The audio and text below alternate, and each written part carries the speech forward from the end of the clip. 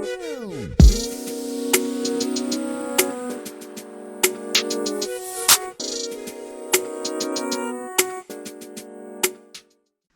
and welcome back to Katie's Corner in Space. I'm going to do things a little bit differently today. First, I have a small announcement. I'd like to welcome to my family, Dean. Dean. Yes, last night my daughter gave birth to this young man, and I just wanted to introduce him.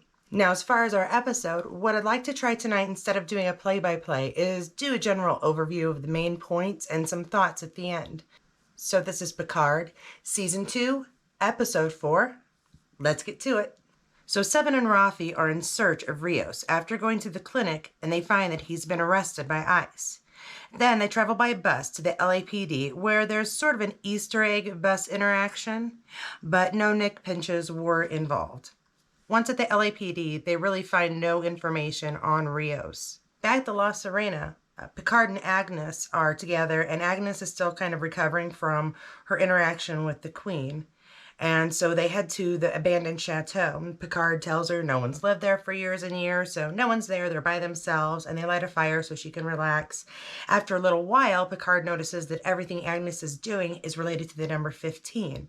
And if we remember, last week she did say something about 15 before disconnecting. With a little play around and Picard remembering, if you recall, the episode Cause and Effect, when the number 3 was quite important and Data noticed, he recalls, I believe, that.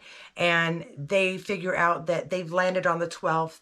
The 15th is probably the day where things are going to change. That gives them 3 days to figure out what's going on. So they head back to the La Serena. Agnes beams Picard to the coordinates that Agnes had taken from the Queen, and he finds himself again on Forward Avenue right outside Building 10. So he goes inside and finds Guinan before she's aged herself. She's packing up, ready to go, and he wants to convince her that he needs her help. He needs to find the Watcher. First, he thinks she is the Watcher. She tells him that's not it. He tells her who he is and why she's important, why they're important.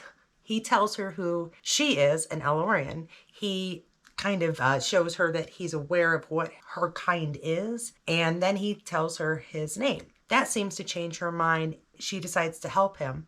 So she goes ahead and is now going to take him to the Watcher. Whomever the Watcher is, they are not happy to see Guinan. However, through an exchange of hosts, they walk Picard to a woman who looks like the human version of Laris. And at that point, she takes him and they disappear into what looks like a rectangle of smoke. Meanwhile, Rios is getting the insider view of what it's like to be a detainee in the age of 2024. Nothing about it is positive. However, the doctor whose papers came through is released. Sadly, he's not. Even though he told a guard exactly who he is, including his real name, rank, why they're there, it didn't seem to help, and he's going to be transferred to another facility. Now, Agnes has been staying on the La Serena. She's just trying to get things working again. Communication's still down. The transporters are iffy at best. And the Queen is not helpful. Meanwhile, Rafi has broken into a police vehicle. Seven, of course, is sort of standing there. And Rafi decides to look up Rios's information on the police computer in the vehicle. While she does this, Seven convinces her they need to get out of there quickly, and she gets behind the wheel. It becomes very obvious that Seven learned to drive at the Buffy Summers Institute for Vehicular Operations. Oh, Summers, you drive like a spaz! Meanwhile, Agnes makes a deal with the Queen. If the Queen fixes the transporter, Agnes will talk with the Queen, who is just utterly lonely with the loss of her hive. Very shortly, Agnes is able to transport Seven and Rafi out of the police chase that Seven has so conveniently gotten them into. After the successful transport, Agnes once again leaves the Queen alone and does not keep her word. At the end, we see Q trying to use his omnipotence, and with the snap of his finger, nothing happens. There's one thing in this episode that really irritates me. And I looked online just to make sure that I wasn't the only one irritated by it, and I don't like the explanation. And that is, why doesn't Guinan recognize Picard?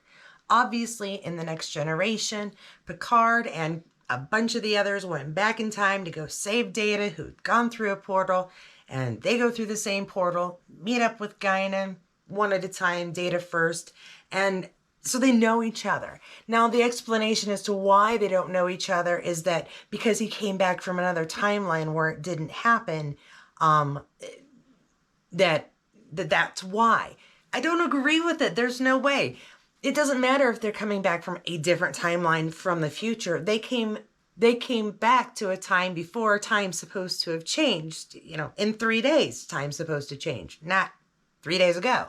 So unless something is really backwards, I'm not buying the whole explanation as to why Guinan does not recognize Picard. It's not right. I don't agree. That's all I'm saying. Another point, I will admit I was completely wrong, or at least I haven't been proven correct.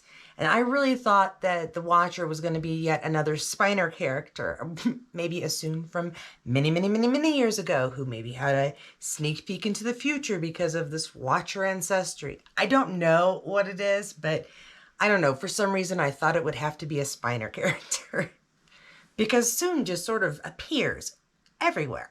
I'm really looking forward to figuring out why there are Vulcans in this time. My first thought was maybe it's ancestors of the Vulcan who was left behind on Enterprise, through to Paul's retelling of her ancestors. What if the discovery of Vulcans on Earth during a time when humankind is sort of being amped up on fear, rather than at a time when we are just desperate for survival? If that makes a difference as to why this society would become so xenophobic rather than accepting. So I'm curious if finding the Vulcans is that amazing moment in 3 days' time that could change the path that Earth would take in the Star Trek lore. I could be completely off and probably am. I still don't see Spiner as a Watcher, so don't take my predictions as anything that could possibly hold any water. But it's been really fun trying to figure out from the little clues what the next thing could be. So if you like this discussion rather than play-by-play for the episode, please give me a like and don't forget to subscribe. Don't forget to comment if you'd like to as well. And I'll see you next week for a brand new Picard.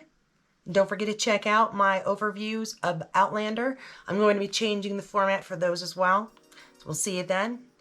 And thanks for visiting me in my corner in space.